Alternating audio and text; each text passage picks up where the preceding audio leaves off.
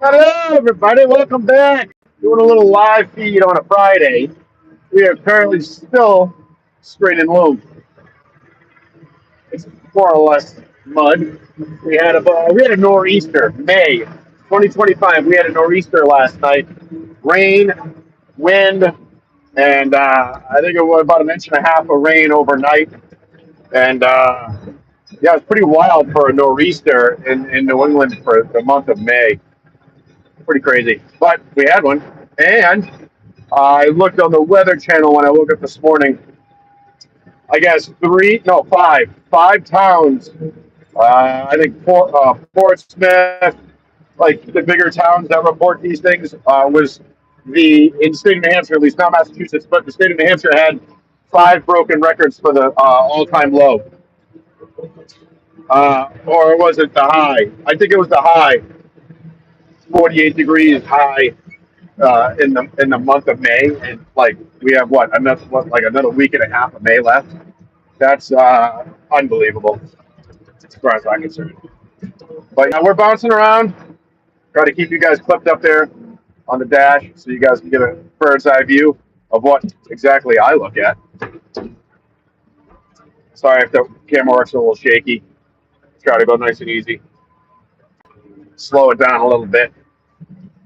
I did not announce I was going live. I need to be better with scheduling uh, announcements, and I need to get on a schedule pattern and uploading videos. Obviously, this channel is really not dedicated to what we're doing right now, but I'm actually going live, and it'll be like an update video for you guys to explain where these construction videos are going to go. I'm going to separate the content. I actually did a short video on that, if you look back in my timeline. But right now, we're going to do a separate channel for this stuff right here, the construction channel, which I named it Greasy Garage. So go check that channel out. I think I need 50 subscribers on that one. Whenever it gets there, it gets there. I'm not going to push it. It is what it is. And then I can do live construction videos like this and then keep that separate. That way you guys can get an idea where you're going to go for the content. Or unless enough of you guys comment or leave messages and stuff like that or whatever, emails, I won't separate the channel content. I kind of wanted to do that just because to keep the demographic, what you guys like to watch. That way it doesn't get jumbled or lost to the videos that I upload between outside the garage and Greasy Garage and then this main channel right here, which is the automotive channel. So as of right now, it stands. I'm going to keep it separate. But I'm just doing this live video because I wanted to go live instead of filming and then editing. Let's just do it live. I don't do lives very often, so actually 3 minutes in, nobody's really popped in. That's okay. That don't bother me. I'll still film it. There'll be an update video, exactly what we're doing with the channels and the content, separating them, all that noise. So it'll be good for the viewer when they see this video.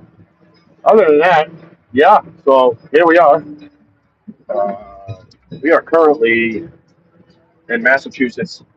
We need about 3,000 yards. There's the building. You guys watch some of the videos on the other channel. It's going up, man. The masons are right there on your right-hand side of your screen.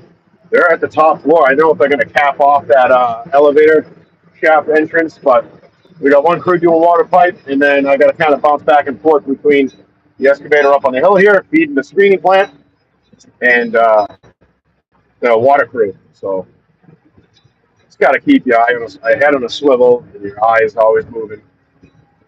Because this thing can fill up pretty quick. Right now, this stuff is pretty wet. This is probably the wettest I've ever screened loom before. So, and for people who don't know in other parts of the country, that's what I call it up in New England. But it's topsoil. That's exactly what it is. Grows grass and all that. You know what topsoil grows, guy. I hope I don't have to explain that, but you never know. Yeah. This has just been years and years and years in the woods here. You can see this was all. Actually, I don't think this parcel was woods. I think it was a community garden at one time that this just kind of, like, they just let it go. I don't know what happened, whether the generations of people that did the outdoor garden for the community center just stopped using this place and it kind of overgrown. But there was a few stumps in here, but not that many. There wasn't many big, like 12-inch diameter, 69 inch diameter trees that were cut down. It was kind of like an open clear cut area in this woods back here. But I believe what you're staring at in front of your screen right now, where that big pile of topsoil is, all that's going to be gone eventually. And we're stockpiling the decent material that is coming off that plant there that you just saw on the left hand side.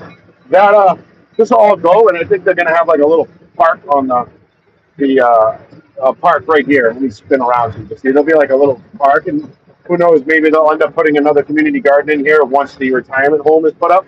So this particular job site I'm on is 55 and older, I believe.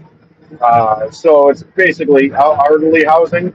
Um, so it'll be quiet back here. Even the neighbors. I know some of the neighbors were worried about this. The surrounding neighbors. I guess I went to the selectmen, the town board, all that stuff, the local government there, and they were worried if it was going to be uh, I don't know what they call it, but like Section 3 housing, which Massachusetts, if you don't know, you're going to find out right now because I'll tell you, it's a sanctuary city, Boston, but surrounding towns are not obligated. So the whole state isn't, but Boston is. But again, Massachusetts in general they have like a certain criteria where you need to have a certain amount of low income homes, and I believe if you look up online the MBTA Act. And the surrounding areas anywhere within public transportation, they want Massachusetts to abide by a law that was put in place that you need a certain amount of houses that are close enough to public transportation that people can still get to work and get around. So I don't know. I know the town I'm in right now, they're trying to fight it, and I really don't blame them because they're pretty far from the big city. So Boston's probably about 48 minutes from here. I know that sounds not far, but commuting on the way home, that could be up to an hour and a half, depending on traffic. So I get why they're trying to establish public transportation. But on this side of Mass, there is no MBTA line. There's no orange line. There's no red line. Or I don't even think there's a commuter rail. Commuter rail's purple in Boston, which goes into North Station. But um, yeah, there's no public transportation up here on rail. So I don't know why this town is pushing for that MBTA Act. But I did hear that they're going to uh, try to force that on that town to get that 50. No, not the community building we're working on, but that certain percentage of low income homes.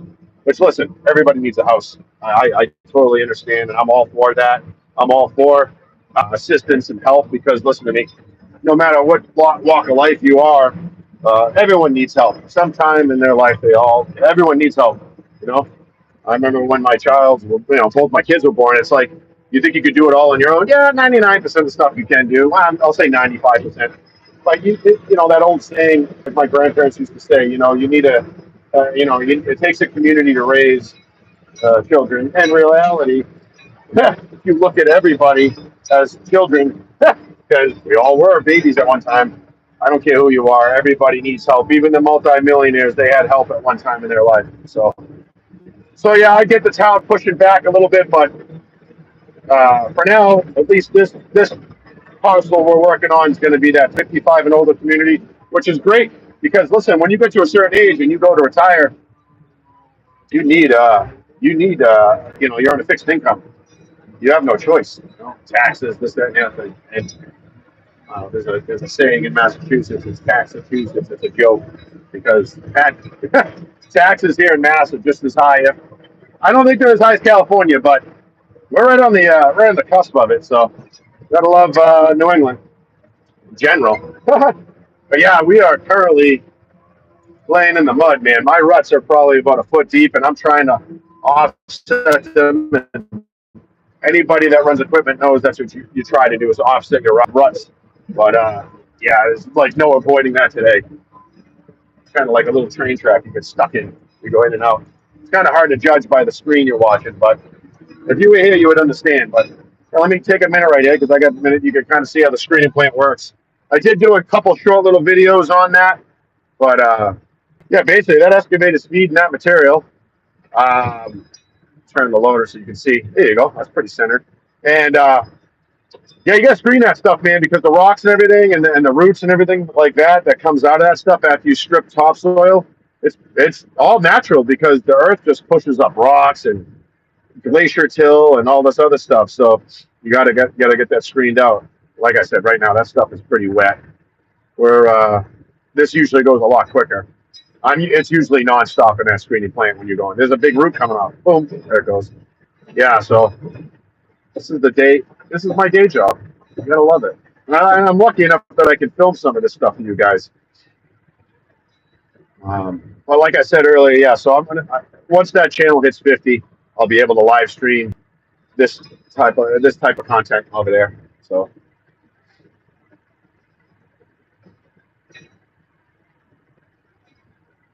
Yeah. No no energy saving machines over here. Although that excavator on the hill is very efficient with fuel. This loader isn't awful, but that screening plant's not the greatest. But hey, listen, everybody wants nice stuff. It takes a lot of money to get nice stuff, I'll tell you right now. Some people might think this is monotonous, but I've been doing this type of work over 20 years, and it's like a kid that never left a sandbox. And anybody that ever thought that they would love to do something like this, and I'm not saying college is a bad idea, but I'll tell you right now, you don't have to go to college to make good money. If you're good with your hands and you got a peanut between your earlobes and you can use your brain and show up for work, you can make a really lucrative career out of construction. And there's all sorts of phases of construction. This is just one of millions of types of phases of construction. I can literally show you just this building. Let me spin around.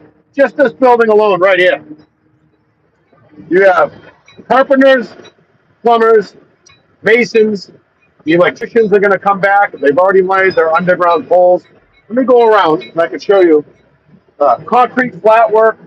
I'm telling you, there's all sorts of different trades here. You know, big generator on the right hand side of your screen. That's going to power up have the power for the building for temporary power. As they start putting out these distribution, they call it spider boxes for electricity. So everyone has, they can run cords or charge the batteries. There's the many lulls on a job site. JLG is number one for lulls, stockpiles in the distance over there. And then here's the other half of the building. And you can